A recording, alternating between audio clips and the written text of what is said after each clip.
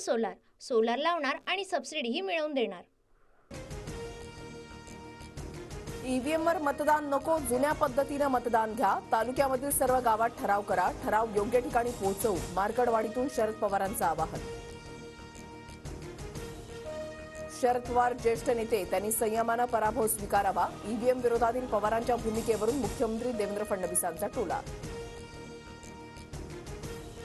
मार्कडवाडीमधील EVM मतदानाच्या आकडेवारीवर शरद पवारांचा आक्षेप। शिंदे आणि अजितदादा गटाला एकूण मतं मवियापेक्षा कमी, तरी जागा जास्त, आकडेवारी मांडत पवारांचा आरोप।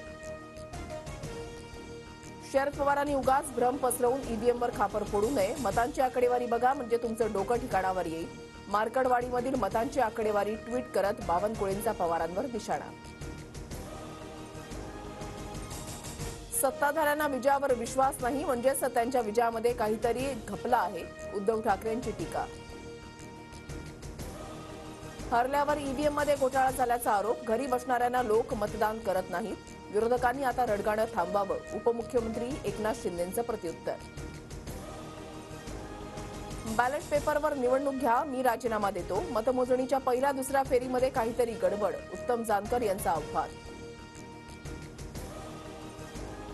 कोणत्याही पद्धतीनं निवडणूक घ्या, आमची तयारी, राम सातपुतेंचे विरोधकांना प्रति आव्हान, तर मोहिते पाटलांच्या गुंडांनी गावकऱ्यांना धमकावलं, सातपुतेंचा आरोप।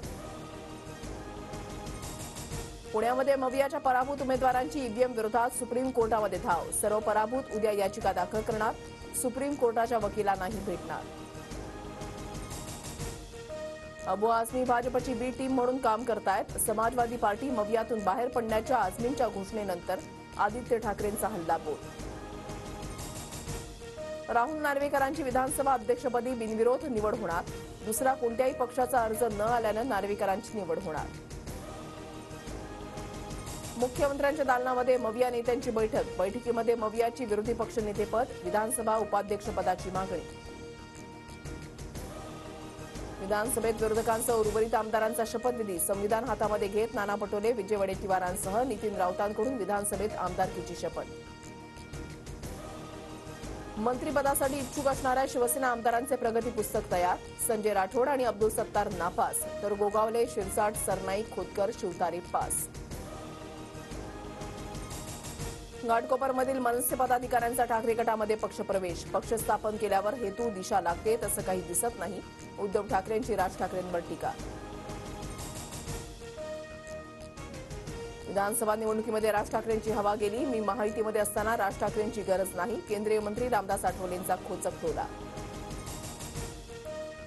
ममता बॅनर्जींकडे इंडिया आघाडीचं नेतृत्व करण्याची क्षमता, शरद पवारांचं वक्तव्य, तर संधी दिल्यास मी इंडिया आघाडीचं नेतृत्व करण्यास तयार, ममता बॅनर्जींचं एका मुलाखतीमध्ये वक्तव्य। काँग्रेसच्या नेतृत्वावर शरद पवारांकडूनच शंका उपस्थित, पवारांच्या ममता बॅनर्जींच्या विधानानंतर उदय सामंत यांची खोचक टीका।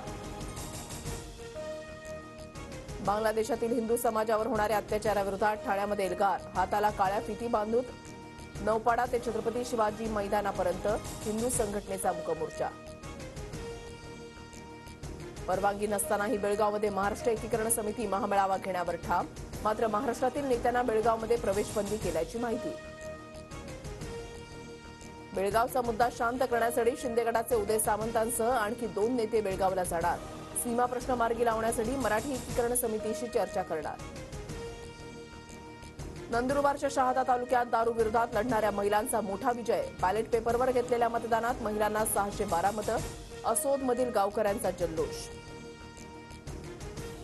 कोल्हापूर जिल्ह्याला अवकाळी पावसाचा तडाखा, ऊस जमीनदोस्त, गुऱ्हाळ घरांसह साखर कारखान्यावर परिणाम।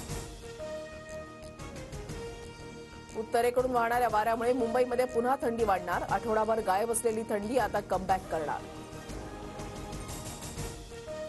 बॉर्डर गावस्कर ट्रॉफीच्या दुसऱ्या कसोटीमध्ये टीम इंडियाचा दारुण पराभव, कांगारूंचा 10 विकेट राखून मोठा विजय, मालिका 1-1 बरोबरीत।